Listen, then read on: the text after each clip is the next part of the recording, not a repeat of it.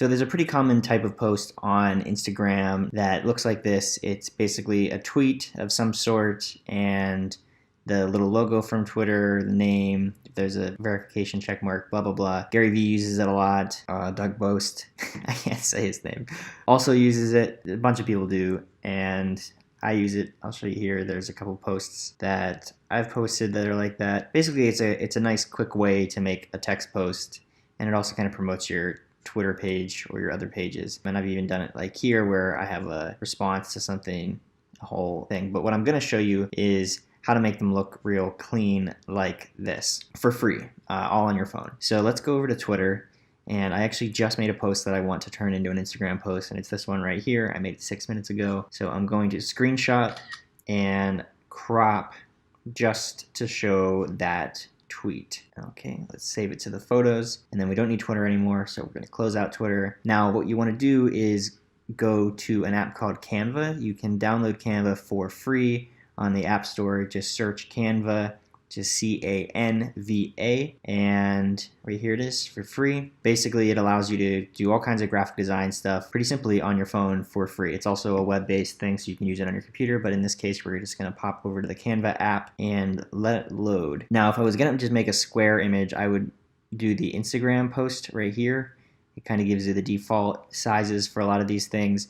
What I'm going to do instead is create an Instagram story, because what I found out is Instagram actually allows you to use a little bit taller than a square now within the feed. That's what we're going to do here. We're going to not use this whole space. We're going to center the thing, and that's how it will look. You'll see what I mean in a minute. So first thing first, down here on the bottom right, we're going to tap the plus button. We're going to click images, and your images that you have from your phone should come up. Most recent image here is the screenshot from my tweet.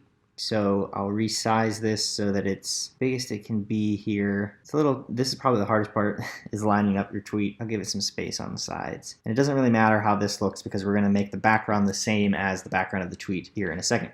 So once you get that lined up where you want it, we're gonna hit the plus sign again and scroll over here to where it says shapes and create a square.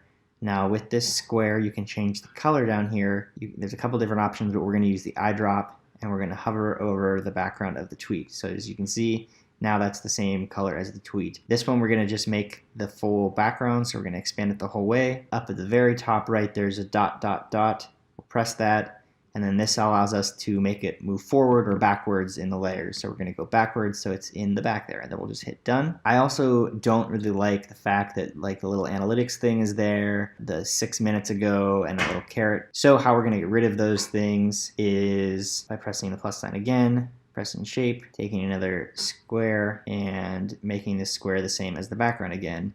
Except this time we're going to make it really small, and I'm going to drag it over that little 6 minute thing there, and then I'm going to make a copy of it. There's a little 2 squares up here at the top right. If you press that, it will copy it. We can make that tiny again. It can be really sloppy because no one will see the edges of this. So, and I actually want to move this over just a little bit to get rid of that dot, dot, dot. Okay, so we're going to hit done, and then it's as simple as right here in the top right, pressing the down, and it will save it to your camera roll. You can also press the share, and it'll allow you to, it's supposed to allow you to share it to Instagram right away, but I'm not going to do that. Sometimes I like to save it and then post it later, but we'll hop over here to Instagram, press the share button, and then as you can see, it automatically squares this up.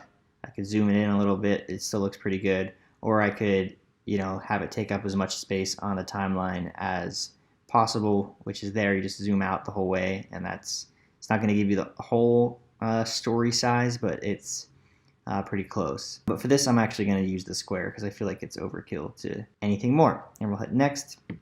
And then I like being able to throw filters on here. That color is a little nicer. The reason my background in my Twitter, yours might be white. I have mine set to like the dark theme. So there's all kinds of different, you know, I like the vignettes because it adds a little, it makes it a little more dynamic. Let's go with this one. And I'm not even going to make a caption here because I'll do that later. And Omaha, share. And there you go. That's that. That is how you make one of these Twitter images on Instagram. It's really simple. You can do it for free with Canva, and it's just nice to have some extra content to repost. And if you do post this, use the Gary V challenge hashtag, because he's talked about repurposing content, and this is actually where he's the one that I learned how to do that from. So tag that contest if you post something like this. Let me know in the questions down below if you have any specific questions, or if you have any other tutorial type things you'd like me to do. I do digital marketing professionally, so I know my ins and outs of Instagram, Facebook, and that stuff, and I'm always willing to share whatever I know. So feel free to ask me down in the comments and I'll try to respond, and if it's a big enough thing, I might make a video about it. Thanks again for watching. See you around.